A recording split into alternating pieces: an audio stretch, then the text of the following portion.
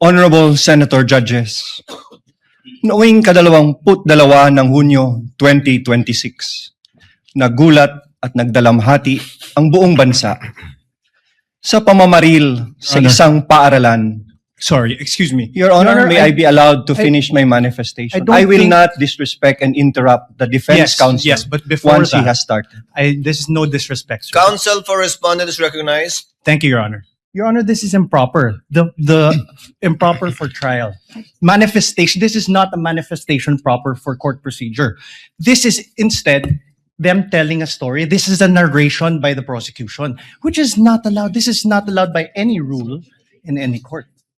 So what, May I be allowed what is to reply? proper is that they present their first witness. And We will are be ready. presenting our witness, Your Honor. However, please allow us to freely advocate our position, That's why, Your Honor, including we are the defense objecting. when it's their turn. We will not Counsel object to the respondent, same. kindly let him finish. Thank you, Your Honor. Thank you to so respond much, to you. Your Honor. To respond to you. Yes, you were saying. Thank you, Honorable Honorable Defensor. Senator Judges. Noong ika-22 Honorable ng Defensor, kindly finish your reply to the Thank you, Your objection of I will counsel proceed. for respondent. allow us to freely advocate our positions through the proper and respectful discourse. This is not prohibited under the rules. In fact, the court has declared that yesterday, the rules will not comply with the strict procedures of a judicial proceeding. Each article is a separate complaint, and it would be the proper guidance for the senator judges, lalo na po sa ating mga kapwa Pilipino na nanonood, para mas lalo nilang maunawaan ang ipipresenta naming ebidensya. The impeachment is a sui generis. Sui generis dahil kakaiba ito, hindi ito judicial, administrative, o civil o criminal proceeding. Hayaan niyo po kaming magbigyan ng 5 minuto para mailatag namin kung paano namin maipresenta at ang basihan namin sa pagpresenta ng aming ebidensya. Your Honor, may I respond? The presiding officer should rule.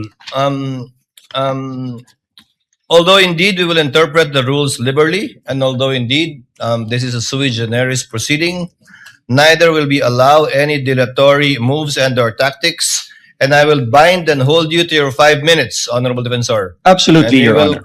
clock it. Your Honor, we will may- afford the same opportunity to the counsel for respondents when their turn arrives. Thank you, Your Honor. May I proceed, Your Honor? You may proceed. Honorable Senator Judges, noong ika-22 ng Hunyo 2026, nagulat at nagdalamhati ang buong bansa sa pamamaril sa isang paaralan sa Tacloban City na ikinasawi ng 3 batang mag-aaral at ikinasugat ng marami pang iba. Ang mga salarin, mga minor de edad, sa kabila ng kanilang murang edad, agad na kumilos ang mga otoridad upang ipatubad ang mga umiiral na batas. Ang mensahe ay malinaw. Ang pagpigiging bata ay hindi nangangahulugang walang pananagutan. Ang pananagutan ay umiiral, pagamat iba ang paraan ng pagpapatupad nito sa ilalim ng batas. Kamakailan, isang pasahero ang inaresto sa airport at kinasuhan matapos itong magbiro na may bomba sa kanyang bagahe dahil mahigpit na ipinapatupad ng mga otoridad ang patakarang zero tolerance policy sa anumang pagbabanggit ng bomba o anumang pampasabog.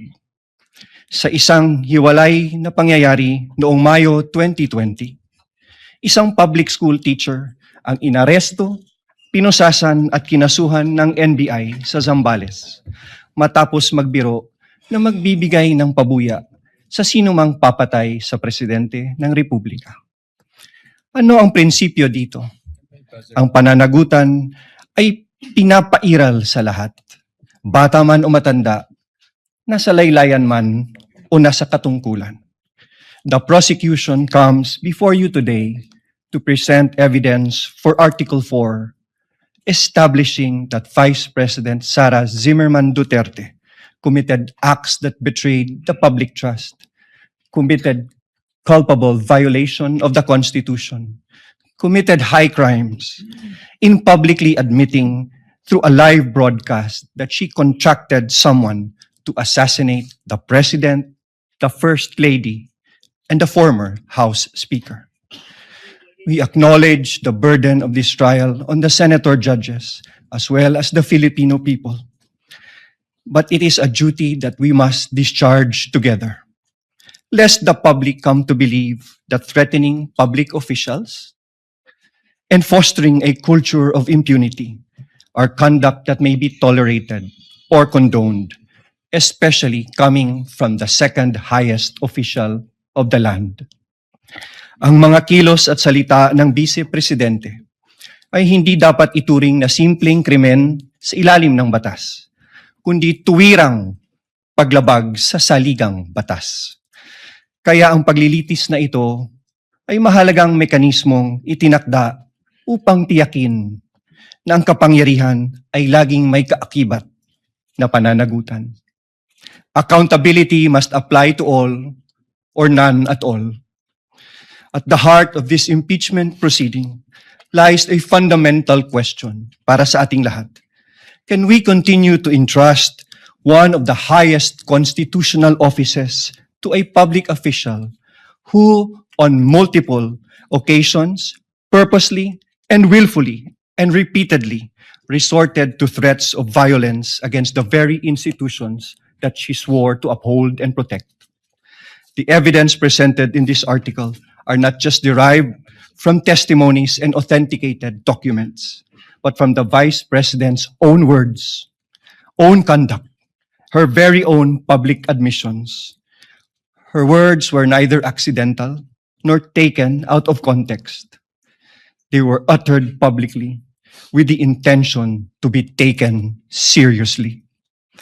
Huwag kang mag-alala, ma'am, sa security ko, kasi may kinausap na ako na tao. At sinabi ko sa kanya na kapag pinatay ako, patayin mo si BBM, Your Honor. si Lisa Marcos, si Martin Romualdez. No joke. No joke. What makes these threats especially sinister is that they do not come from an ordinary citizen, but from the Vice President herself, an official who under the Constitution stands to succeed the President of the Republic. Such statements carry a gravity far from the exercise of one's freedom of expression. They strike at the very heart of government. This is especially significant given that she has publicly declared her intention to run for president in the next election. What values do we expect from those who occupy the highest office in the land? Delicadeza, palabra de honor, integrity, and loyalty to your oath of office. These are not outdated ideals. They are the foundations of honorable public office. Maraming salamat po, Your Honors. The remarks of the gentleman are duly noted. However, Chair would like to inform and instruct the senator judges that the statement and manifestation made by the Honorable Defensor should not in any way be taken as evidentiary because it was merely a manifestation cum introduction of the fourth Yes. article of impeachment. Any evidence to be presented proving the fourth article of impeachment should be done through a witness under oath, duly subscribed and subjected to direct and cross-examination. We Call your submit, first witness, Your sir. Honor, may I be allowed also to, Your Honor, we move to strike that opening statement. It's improper for trial. It is not evidentiary in nature. And it only provides conclusions of fact and law. Most of it is irrelevant. And fact of the matter is, the prosecution should present evidence and not manifest in this improper manner. May I be recognized, Your Honor? No need. Motion is denied. Let it remain in the records and as instructed by the chair for the senator judges not to consider, deem whatever statements were given by the Honorable Defensor as evidentiary in any way, shape, size, or form.